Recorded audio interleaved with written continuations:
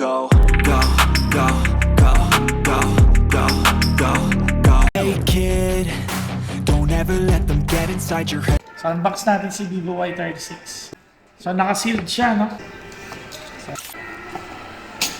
So yung laman niya sa box, yung unit natin, Y36. Color niya is glitter aqua. Glitter aqua, meteor black, vibrant gold. Laman sa loob ay MII, case, warranty guide, charger, 44 watts plus charge. Then meron tayong USB Type-C. So ejector pin nga pala kasama pa. Meron din tayo. So buksan natin yung Vivo Y36 sa Team Glitter Aqua. So napaka-shining shimmering, no? Ito nga pala yung gawa sa glass. Ano siya, tinatawag na AG glass, anti-glare for floored glass. So ito yung Type-C port, speaker grill, 3.5 jack, SIM card tray, at yung microphone natin. So dual SIM card siya, plus may memory card pa tayo, expandable up to 1 terabyte.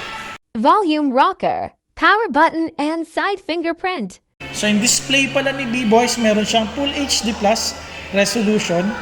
Pagdating naman sa touch niya, supported siya ng 90Hz refresh rate, 240 game touch sampling rate, yun yung touch ni Vivo. 1080 by 2388 pixels. Si Vivo Y36 support siya ng 8GB RAM plus 8GB extended RAM, 256GB internal storage, up to 1 terabyte. So Android 13 po, PanTouchOS 13, 2.4 GHz. So yung processor naman na ginamit natin sa kanya is na Qualcomm Snapdragon 680 platform. Camera naman is meron tayong 16 megapixel front-facing camera. Sample shot selfie camera. Go, go, go. So ito naman guys ang front camera ng Vivo Y36 1080p 30fps. So yun guys, lalakad-lakad tayo konti. So ito guys, nandito tayo sa labas. So ito po yung video po ng front camera.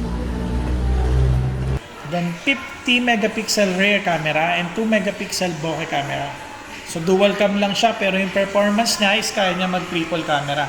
So meron siyang mga other features like si macro and software natin na bokeh camera. Meron siyang ganun. Sample shot tour camera. Go, go, go, go, go, go, go, go, go, go. Yeah. Pagdating sa video, supported siya ng 60 framings per seconds. O sa mid-range level, wala mga ganito, si Vivo lang. Sa bumababa lang siya sa 720p, pagka naka 60 fps ka, pero kapag ka naka 1080p ka, 30 fps tayo. Vivo Y36 1080p 30fps. So yan guys, maglalakad tayo.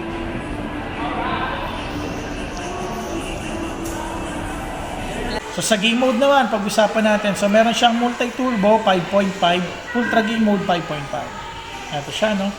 So supported pa rin, nandyan pa rin sila e-sports mode. Go. Hustle hard, hustle every single day. I'll be making moves till I'm buried in my grave. To the system, I don't wanna be a slave. I've been doing shit my way, or the highway. And in the driveway is a nice range. Cause I grind through the climb, I invite pain. You'll never hear me, bitch, nah, I don't complain. Just gotta flip the switch and you can go and obtain anything you want, anything you need. Your mind's got the key ingredient, it's belief. They deceive with the negativity, but I just slide right by that energy.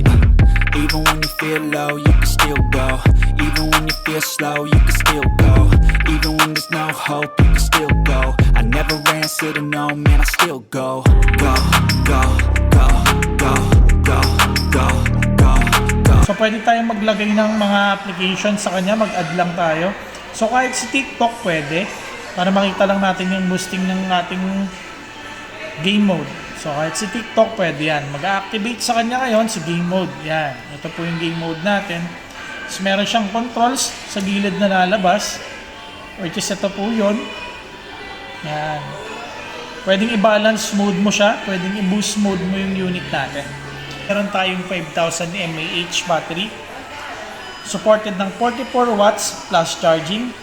So up to 30 minutes lang. Almost 70% na yung charging battery mo. So yung kagandahan sa kanya. Si Vivo Y36 pala is meron siyang features na pagdating sa sounds. So ito mapapansin ng iba, yung sounds kasi namin is merong audio booster. Up to 200 po yung volume niya. Capacity. So hindi siya normal, no? Which is 100 lang yung iba. Pero si Vivo Y36 umaabot ng 200 plus. So pwede natin i-sample yung sounds kung gaano siya kalakas ba yung 200, no?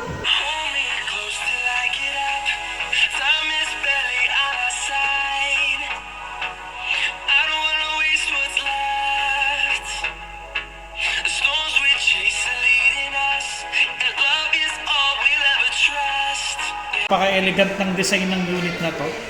So pagdating parang flagship na talaga siya, hindi mo akalain na pang entry level lang yung phone, gawa ng sobrang ganda ng design niya, yung materials niya. So anti-smudges na rin siya, so hindi bumabakat yung prints ng kamay.